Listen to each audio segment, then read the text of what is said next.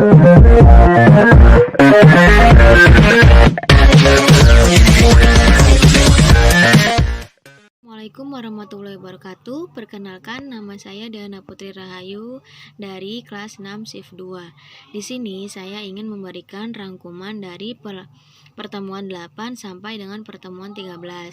Nah, yang pertama itu ada pertemuan 8, yaitu membahas tentang uji validitas dan uji reliabilitas.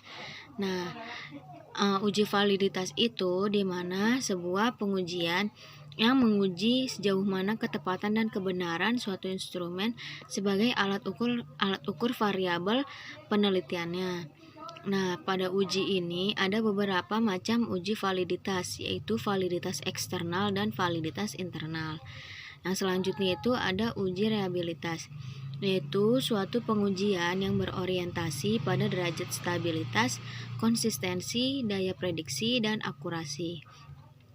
Uji ini itu dilakukan untuk melihat kesesuaian nilai dari sebuah kuesioner yang dikerjakan oleh seorang responden pada kesempatan atau waktu yang berbeda dan dengan kuesioner yang sama.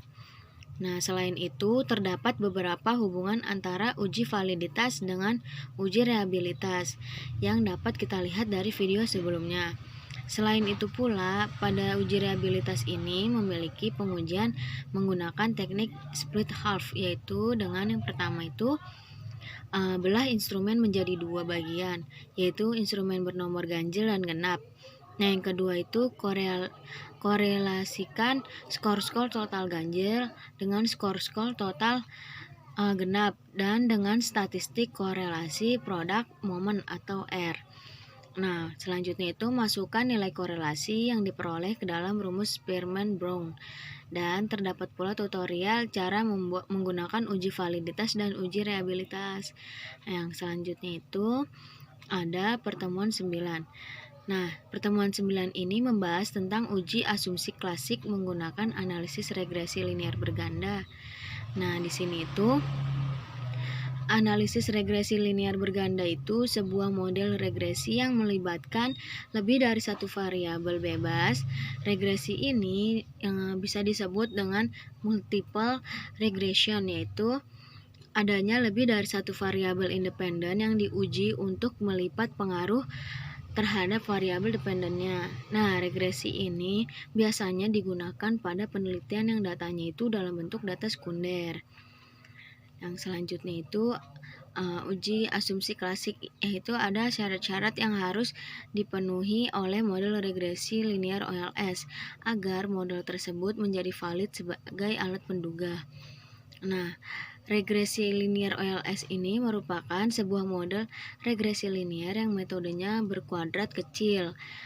Nah, uji asumsi ini itu terdiri dari normalitas, heteroskedastisitas, dan uji multikolinearitas.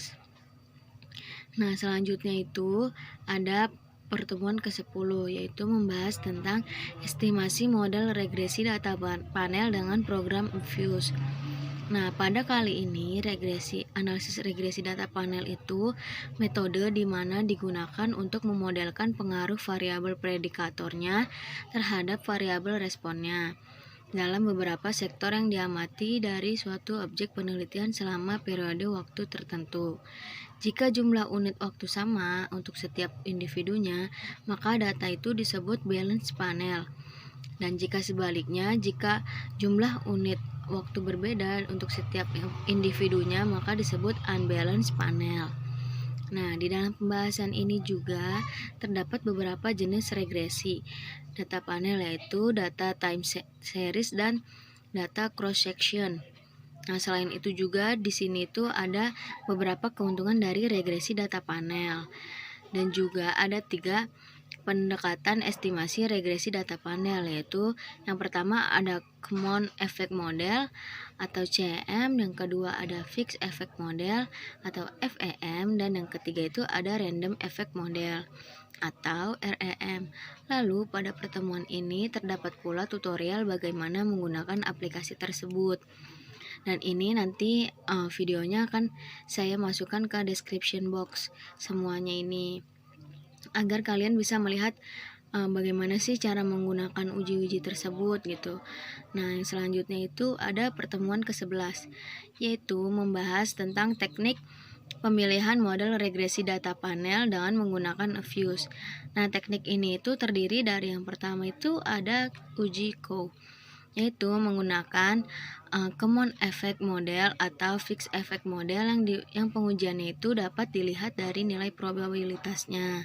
Nah, yang kedua itu ada uji Hausman, yaitu menggunakan random effect model atau fixed effect model yang pengujiannya itu dapat dilihat pula dari nilai probabilitasnya. Nah, yang ketiga itu ada uji Lagrange multiplier, yaitu menggunakan random effect model atau common effect model yang hipotesis H0-nya itu menggunakan model common effect model dan HA-nya itu menggunakan model fixed effect model. Nah, yang selanjutnya itu ada pertemuan 12. Nah, pertemuan ini itu membahas tentang uji asumsi klasik pada analisis regresi data panel. Nah, uji asumsi klasik ini merupakan persyaratan statistik yang harus dipenuhi menggunakan pendekatan ordinary least square atau OLS dalam teknik estimasinya. Nah, di sini itu terdapat dua macam regresi yang dilakukan, yaitu uji multikolinearitas dan uji heteroskedastisitas. Nah, yang terakhir atau pertemuan 13 itu yaitu pertemuan yang membahas uji kelayakan model, uji koefisien, determinan, dan uji T pada regresi data panel. Nah, uji kelayakan model ini itu digunakan untuk menjelaskan apakah variabel bebas yang dimasukkan ke dalam model secara bersama-sama mempengaruhi variabel terkaitnya. Dan uji ini itu disebut uji F. Jika uji F tidak berpengaruh, maka penelitiannya itu tidak layak karena adanya hubungan antara variabel independen atau multikolinearitasnya itu sehingga menyebabkan penelitian tersebut tidak fit. Nah, kalau koefisien determinasi itu menjelaskan seberapa jauh kemampuan model regresi dalam menerangkan variabel bebasnya itu mempengaruhi variabel terkaitnya. Nah, di sini tuh semakin besar hasil R-square-nya, maka akan semakin baik karena mengidentifikasi semakin baik variabel independennya dalam menjelaskan variabel dependennya. Nah, uji T ini juga menjelaskan signifikasi pengaruh variabel bebas secara parsial terhadap variabel terkait. Perbandingannya itu dapat melalui tes statistik dengan T-tabel dan berdasarkan probabilitas. Sekian dari saya, bila ada perkataan yang salah, saya mohon maaf dan saya harap kalian semua dapat mengerti apa rangkuman dari pertemuan 8 sampai pertemuan 13 ini. Nah, dari penjelasan tadi, untuk videonya nanti saya akan letakkan di description box dan kalian bisa mengklik link dari description itu. Sekian saya ucapkan, wabillahi taufiq wal hidayah. Wassalamualaikum warahmatullahi wabarakatuh.